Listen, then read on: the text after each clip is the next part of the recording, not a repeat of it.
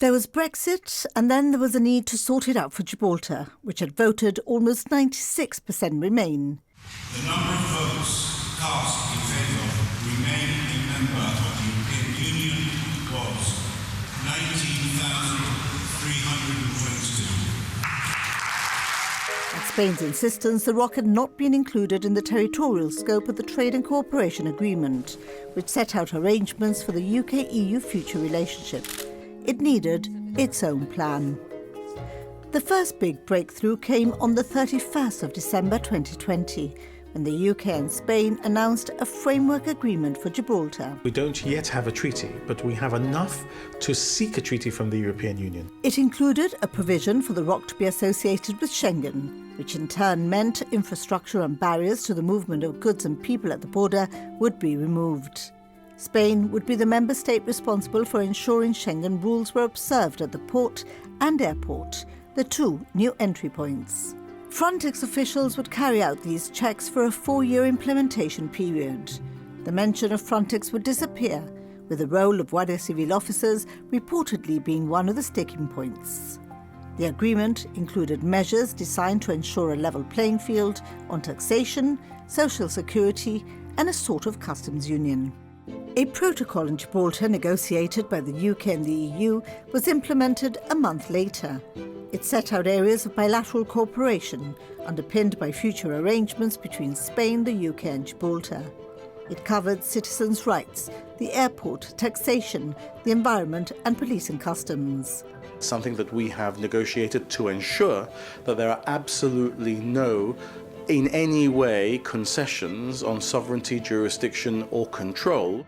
Its publication in 2018 was followed by 4 MOUs to be implemented by the Gibraltar government. Bridging measures on reciprocal healthcare, road haulage and the recognition of driving licences remained in place till 2022, with an agreement of driving licences successfully negotiated in 2023.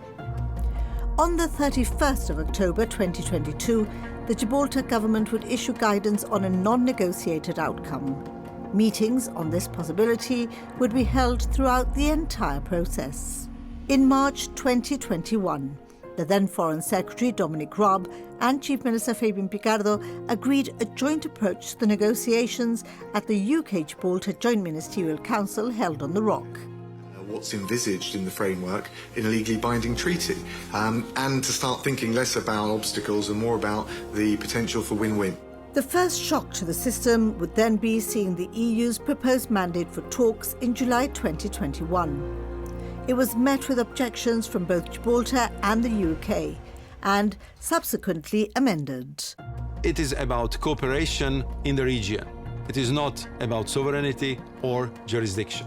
The changes did not go far enough, with the UK saying some proposals remained unnecessary, disproportionate and beyond what had been agreed, and could not form the basis for negotiations. In October 2021, the UK required all EU citizens to have a passport for entry. This filtered down to the frontier, and Gibraltarians who'd previously crossed with a red ID started needing their passports. Blue ID card holders started getting their passports stamped. Red ID card holders would not get their passport stamped as an interim measure until there was a deal or an EU entry-exit system was introduced. And this is when negotiations began. The first round took place in Brussels in October 2021, with 5 rounds taking place that year, alternating between Brussels and London. 3 of these were hindered by COVID and distancing measures, which spilled into the first round in February 2022.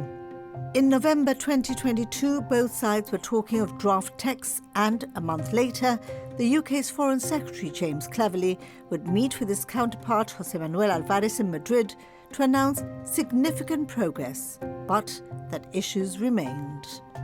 Negotiations continued into 2023, 2024 and 2025. The UK-EU Windsor Framework Agreement on Northern Ireland in February 2023 had led to optimism that a solution over Gibraltar would be next. This new framework will allow us to begin a new chapter.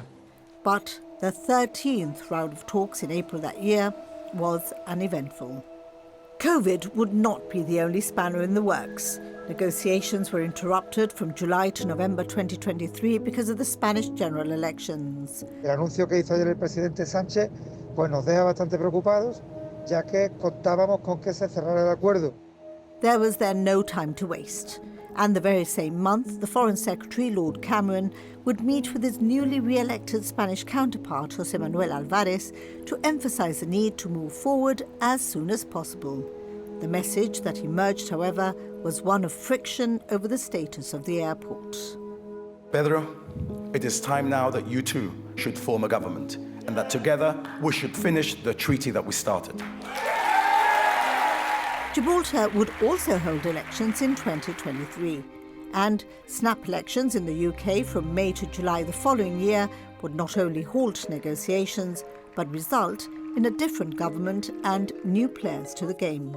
I have a very strong relationship with the Labour Party. They're the sister party of the GSLP. I've known Keir for many years. David Lammy took over from Lord Cameron as Foreign Secretary, but there was no opportunity to find one's feet under the negotiating table. There would be a pause until December, when elections for a new European Commission would take place. The talks would then be given a fresh impetus in April 2024, when the European Commission Vice President Maroš Šefčovič, UK Foreign Secretary David Cameron, Spanish Foreign Minister José Manuel Álvarez, and Chief Minister Fabian Picardo would meet in Brussels under a new format. This is a very positive moment.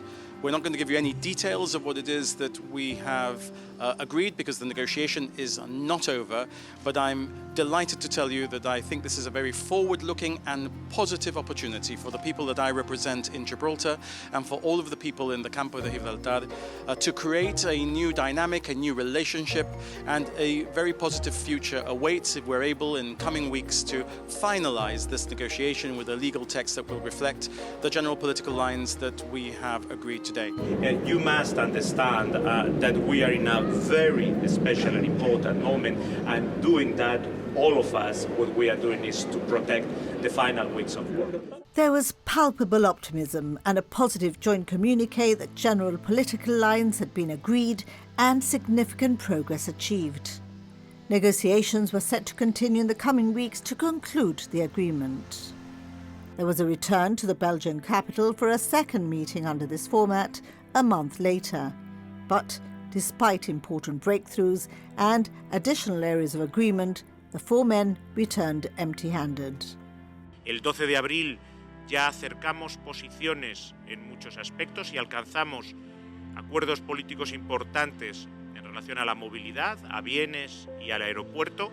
En las últimas semanas los equipos han trabajado intensamente por todas las partes y también han seguido acercándose posiciones, y por supuesto hoy yo seguiré con ese espíritu constructivo en búsqueda de ese acuerdo, aunque evidentemente se necesitan dos para bailar el tango, pero yo espero, y eso lo hemos constatado estas semanas, que todos acudamos con el mismo espíritu.